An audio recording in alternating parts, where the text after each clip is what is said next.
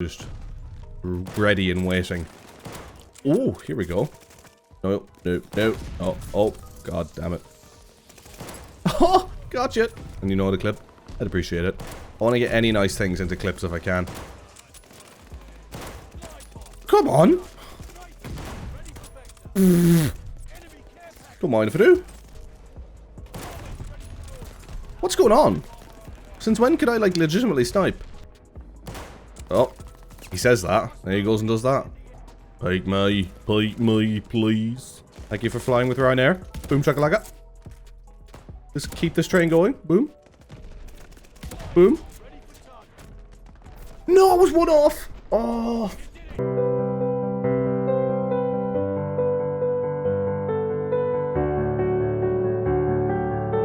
The pubs in this game are a lot of fun when they work. I mean, that's what's really annoying about this game is that if you would make good competitive maps, and the competitive mode that will come out in January will probably be good, like the ranked will work well. Compare that with better map structure to suit competitive, because there's, like, again, the problem with the competitive, as we were chatting about when we were playing GBs yesterday, is the fact you just sprint everywhere, which is a very valid point. It suits me better as a player, but it is like, there is too much running about like a madman, and that, I think, is down to the maps not suiting a competitive play. There's no competitive suiting maps whatsoever, which, and again, with not having really a third mode, it just makes it pretty bad.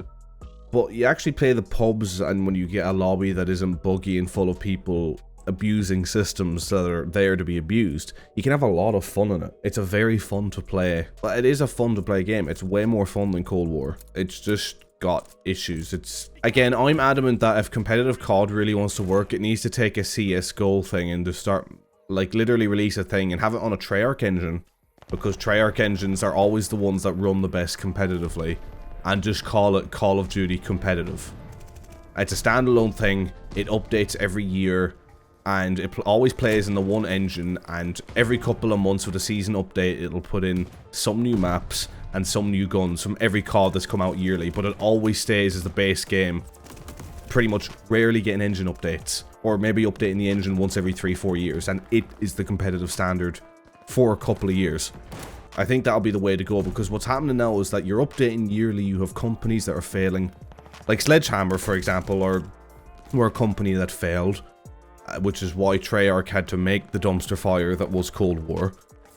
And you got companies again like Treyarch who seem to be getting sick of making CODs by the looks of it, and then Infinity Ward, who are kind of just going to milk as much out of the Modern Warfare reboot as they can and then probably be done with COD. Having this sort of yearly cycle from a competitive aspect is definitely not working anymore.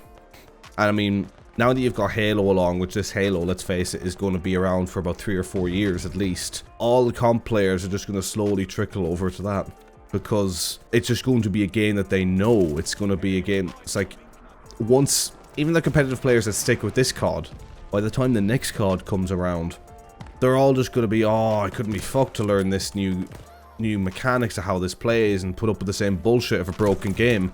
I'm just going to play a Halo, which by that point will be completely patched and working perfectly. I think a lot of changes need to happen for Call of Duty. The pubs will always be fine, but if they want the competitive to last, they're going to need to make some changes. Like, even FIFA now are making changes. Like, I know there was a big thing about EA not making them anymore, but there was even talks about them not being yearly anymore and going free to play and just doing seasonal updates, you know? I think for yearly cycle games aren't going to be a thing for much longer. The change will have to be just season updates. Engine updates every 2-3 years, but season updates every 6 months to a year. I mean, but like, it'll be questionable even if that would work, because you've got Battlefield's a great example. They'll only make a Battlefield every couple of years, but when a new Battlefield comes out, it's a dumpster fire with bugs as well. Also, my nose is very blocked, so I apologize if I'm sniffing a lot. But that in itself kind of shows that, well, maybe every few years doesn't always fix the problem either. Either way, you're going to have bugs on release. But I suppose it just depends on scale and scope of the game you're making. I can understand why they don't do it. Ultimately, they're just going to make more money doing it the way they've always been doing it. And, you know, I wouldn't even say more power to them. Money is money. It's what talks, you know. Come on. Oh, Jesus. that was a bit nasty, you know. That was a bit dirty, if an old man saying so myself. I can't go out there. Uh-oh. Strafe run, strafe run. Get out of there. But yeah, I'm actually really disappointed with how COD's turned out this year from a competitive standpoint, because there is genuinely some enjoyment to be had in this game, which is like...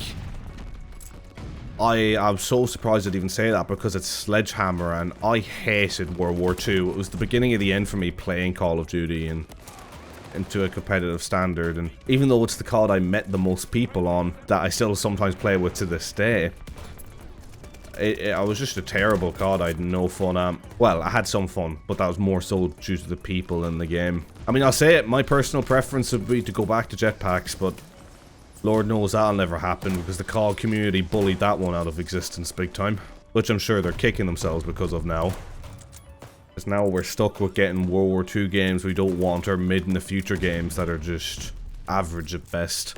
Also, an interesting talking point with pubs COD at least, is that the double XP system. We seem to be getting a lot more double XP than we ever have before. Like, it's pretty much every weekend at this point, and I think the talk is that it's going to remain an every weekend type of thing. I honestly don't know how to feel about that at all. In one hand, I think it's great, because what happens is that you've got people who can't play during the day, or whatever, during the week, because, you know, the working week 9 to 5ers, you know, people, this would kind of be the main target for Call of Duties, can't play as much during the day. So when it comes to the weekend, when they have time to sit and have a beer and play a game, the double XP means they kind of get to catch up to people who've been playing all week, which I think is great. You know, it evens things out a little more. But again, that being a solution also presents itself as a problem, because don't you want to reward people who are more dedicated to your game?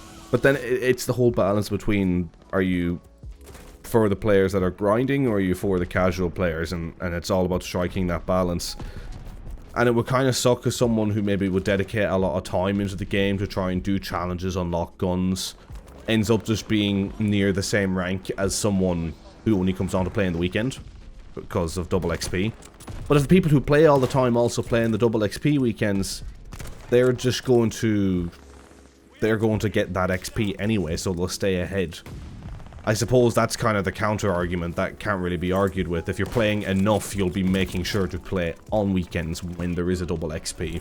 But I understand maybe why some people would be annoyed about it. It's also pretty much killed the whole buy a bag of Doritos or Mountain Dew or whatever to get a double XP, because I mean, why would you do that to get one game's worth of double XP when you get 3 days worth every weekend? Like, it wouldn't make much sense. I just think double XP's like...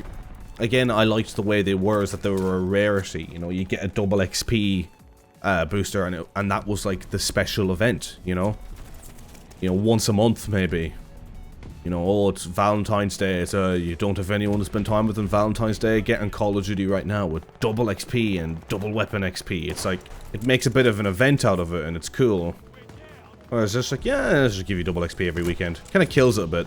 Especially now as I'm getting older and I kind of want to find things to enjoy playing COD, because it just naturally, like, it gets a little more boring as you get older, you know, the fun of just sitting and grinding all day sort of dies a little bit.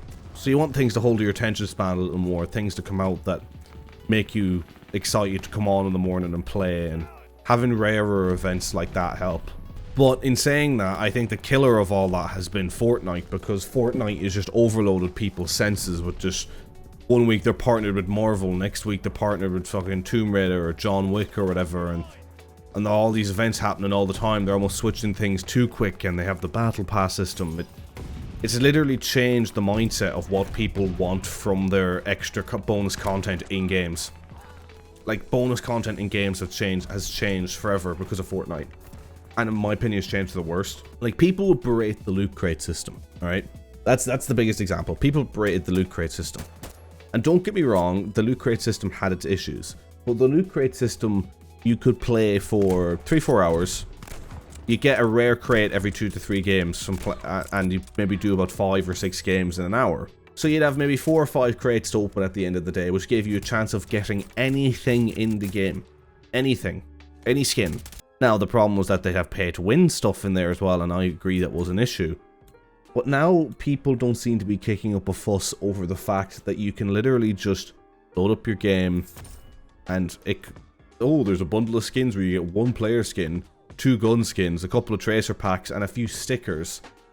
And it's 20 quid. Alright? About 21 quid. 5 to 6 quid more than a DLC that 4 years ago got you 4 new multiplayer maps. Maps. Not a skin, a map. A new zombies map. And some variants on guns. It costs 4 or 5 quid more than that. And it's also a quarter of the price. No, a third of the price of the game. If I was going to a store now, there's no things on this store yet. I could buy a skin pack, which is just a couple of meh skins that are a third of the price of the entire game. And people are lapping it up. I honestly don't understand how there isn't more people outraged by that. I really don't. Like, you buy something that's 2,400 COD points. So it's like, 2,400 COD points should be able to get you 24 loot crates where you have a chance of getting every skin that's ever been out, that's ever made for the game. A quid a crate, even. That system works a million times better than what they're doing now. But because no one's actually kicking up about what they're doing now, because it's not getting any media coverage, like the loot crate thing only died because of the media coverage. If the media were kicking up about it, it would be gone. Because what they're doing now is scandalous.